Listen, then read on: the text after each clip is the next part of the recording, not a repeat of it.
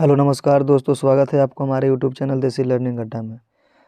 दोस्तों, इस वीडियो में साइंस के 20 ऐसे महत्वपूर्ण ऑब्जेक्टिव क्वेश्चन करने वाले हैं जो कि बार बार बोर्ड के एग्जाम में पूछे जाते हैं। यानी ये वीडियो अगर आपने पूरा देख लिया तो आपको 10 से 12 अंक पक्के हो जाएंगे। तो चलिए चलते हैं क्वेश्चन की ओर। उससे पहले अगर आप मेरे चैनल पर नए हैं तो वीडियो को लाइक करके चैनल को सब्सक्राइब कर दीजिए। तो चलिए चलते हैं क्वेश्चन की ओर। तो देखिए, मेरा पहला क्वेश्चन है, लैंगिक जनन संचारित रोग है। तो देखिए, लैंगिक जनन संचारित रोग हो जाएगा ऑप्शन नंबर सी। इसका सी सही हो जाएगा, एड्स। तो चलते हैं दूसरे क्वेश्चन पे। तो देखिए, दूसरा क्वेश्चन है, किस पीएच मान वाला बिलियन सबसे अधिक क्षारीय होगा। तो देखिए, जिस बिलियन का पीएच मान सबसे अधिक होगा वो बिलियन सबसे अधिक क्षारीय होगा। तो देखिए, आप देख पा रहे होंगे कि ऑप्शन नंबर सी में पीएच मान 11 है, जो कि सबसे अधिक है। तो 11 ही सबसे अधिक हो जाएगा क्षारीय। तो इसका ऑप्शन नंबर सी हो जाएगा, सबसे अधिक क्षारीय होगा 11 पीएच मान वाला। तो अगला क्वेश्चन पर बढ़ते हैं। प्रकाश का न्यूनतम तरंग दैर्घ्य है। तो देखिए, प्रकाश का न्यूनतम तरंग दैर्घ्य होता है 100 नैनोमीटर। तो 100 नैनोमीटर, तो इसका ऑप्शन नंबर सी सही हो जाएगा। चलिए अगले क्वेश्चन पर चलते हैं। किसी माध्यम में अपवर्तनांक का मान होता है। तो देखिए, किसी माध्यम में अपवर्तनांक का मान होता है साइन आई बटा साइन आर। साइन आई बटा साइन आर, इसका ऑप्शन नंबर ए सही होगा। देखिए, साइन आई बटा साइन आर, इसी को हम लोग स्नेल का नियम भी कहते हैं। तो चलिए अगला क्वेश्चन पर चलते हैं। कौन सी गैस श्वसन के दौरान मुक्त होती है। देखिए, श्वसन के दौरान गैस मुक्त होती है कार्बन डाइऑक्साइड। अगर आपसे पूछे कि हम लोग श्वसन के रूप में कौन सी गैस को लेते हैं, तो हम लोग श्वसन के रूप में गैस को लेते हैं ऑक्सीजन और छोड़ते हैं कार्बन डाइऑक्साइड। तो अगला क्वेश्चन पर चलते हैं। देखिए, क्वेश्चन नंबर 6 है, अवतल लेंस में आवर्धन क्षमता बराबर होता है।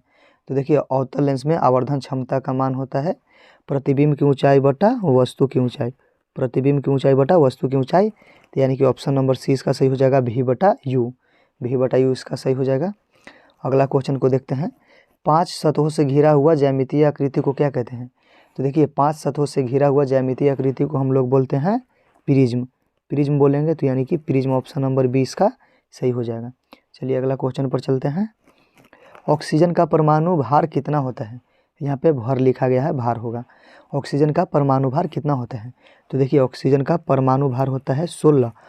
इसका परमाणु भार 16 होगा, तो ऑप्शन सी सही हो गया। लेकिन अगर आपसे पूछ दे कि परमाणु संख्या कितना होता है ऑक्सीजन का, तो परमाणु संख्या हो जाता 8। 8 परमाणु संख्या होता है और परमाणु भार 16। अगला क्वेश्चन को देखते हैं। CnH2n+2 किसका सूत्र है। तो CnH2n+2 हो जाएगा एल्केन का। तो एल्केन का +2 हो गया। तो अगला क्वेश्चन पर चलते हैं। क्लोरोफिल वर्णक का रंग कैसा होता है। तो क्लोरोफिल वर्णक का रंग होता है हरा। तो हरा ऑप्शन नंबर सी में है, तो सी इसका सही हो जाएगा। 11वां क्वेश्चन है। 11 क्वेश्चन है, उदासीन विलयन का पीएच मान कितना होता है। तो देखिए, अम्लीय विलयन का पीएच मान होता है 7 से कम। क्षारीय विलयन का पीएच मान होता है 7 से अधिक। और 7 के बराबर होता है उदासीन विलयन का पीएच मान। उदासीन विलयन का पीएच मान क्या होता है, 7 के बराबर। तो ऑप्शन नंबर इसका सी सही हो जाएगा। चलिए अगला क्वेश्चन पर चलते हैं। प्रतिरोध का मान बढ़ाने के लिए प्रतिरोध को किस क्रम में जोड़ा जाना चाहिए। तो देखिए, प्रतिरोध को अगर मान बढ़ाना होगा तो हम लोग श्रेणी क्रम में जोड़ते हैं, लेकिन प्रतिरोध का मान अगर कम करना होगा तो हम लोग समांतर क्रम में जोड़ते हैं। फिर से बताते हैं, श्रेणी क्रम में जोड़ने से प्रतिरोध का मान बढ़ता है और समांतर क्रम में जोड़ने से प्रतिरोध का मान घटता है। तो हमको पूछ रहा है कि प्रतिरोध का मान बढ़ाने के लिए किस क्रम में जोड़ें। तो प्रतिरोध का मान बढ़ाना होगा तो हम लोग जोड़ेंगे श्रेणी क्रम में, यानी कि ऑप्शन नंबर ए इसका सही हो गया। अगला क्वेश्चन पर चलते हैं। तो मेरा अगला क्वेश्चन है, मानव हृदय में कितने कोष्ठक होते हैं। यानी कि मानव हृदय में कितने चैम्बर होते हैं। मानव के दिल में कितने चैम्बर होते हैं। तो मानव के दिल में 4 कोष्ठक होते हैं, यानी कि ऑप्शन नंबर सी इसका सही हो जाएगा। अगला क्वेश्चन पर चलते हैं। फल पकाने वाला हार्मोन है। तो फल पकाने वाला हार्मोन होता है एथिलीन। हम लोग एथिलीन को प्रयोग करते हैं फल पकाने के लिए। तो अगला क्वेश्चन पर चलते हैं। यूरो 2 का संबंध है। तो देखिए, आपको बता दें कि यूरो 2 का संबंध होगा वायु प्रदूषण से। यूरो 2 का संबंध किससे होगा। तो यूरो 2 का संबंध होगा वायु प्रदूषण से, यानी कि ऑप्शन नंबर ए इसका सही हो जाएगा। तो चलिए अगला क्वेश्चन पर चलते हैं। कौन सा अधातु कमरे के तापमान पर तरल अवस्था में पाया जाता है। तो तरल अवस्था में पाए जाने वाला अधातु हो जाएगा ब्रोमीन। कमरे के तापमान पर तरल अवस्था में पाया जाने वाला अधातु ब्रोमीन होगा। और कमरे के तापमान पर तरल अवस्था में पाया जाने वाला धातु होता है मरकरी। अगर आपसे पूछता कि धातु क्या होगा तो धातु हो जाता है मरकरी, लेकिन हमसे अधातु पूछा तो इसका ऑप्शन नंबर बी सही हो जाएगा, ब्रोमीन। अगला क्वेश्चन पर चलते हैं। खुला परिसंचरण तंत्र किसमें पाया जाता है? तो खुला परिसंचरण तंत्र पाया जाता है कॉकरोच में, यानी कि तिलचट्टा में। ऑप्शन नंबर 20 का सही हो जाएगा। अगला क्वेश्चन नंबर 18 है। अंडाणु निषेचित होता है, तो अंडाणु निषेचित होता है फ्लोपियन ट्यूब में।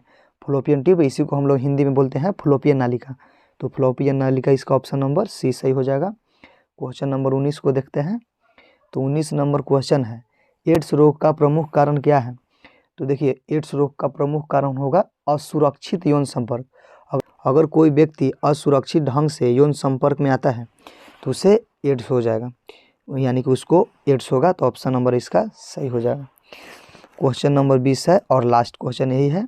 सोलर कुकर में किस दर्पण का व्यवहार किया जाता है? यानी कि सोलर कुकर में किस दर्पण का प्रयोग किया जाता है, क्वेश्चन ये पूछ रहा है। तो सोलर कुकर में प्रयोग किया जाता है अवतल दर्पण का। तो आप देख पा रहे होंगे कि अवतल दर्पण ऑप्शन नंबर बी में है, तो 20 का सही हो जाएगा। तो इस प्रकार हम लोग 20 क्वेश्चन को ख़त्म कर लिए हैं, जो कि सभी के सभी क्वेश्चन इंपॉर्टेंट थे। अगर वीडियो आपको ज़रा सा भी अच्छा लगा हो तो वीडियो को लाइक करके चैनल को सब्सक्राइब कर दीजिए। और आपको इस क्वेश्चन में से कितना का आंसर पहले से पता था कमेंट बॉक्स में ज़रूर बताइएगा। अगर ये वीडियो आप देख लिए तो आपका 10 नंबर पक्का हो गया, आप समझिए। तो हम मिलते हैं एक नए वीडियो में नए टॉपिक के साथ, तब तक के लिए बाय बाय, टेक केयर।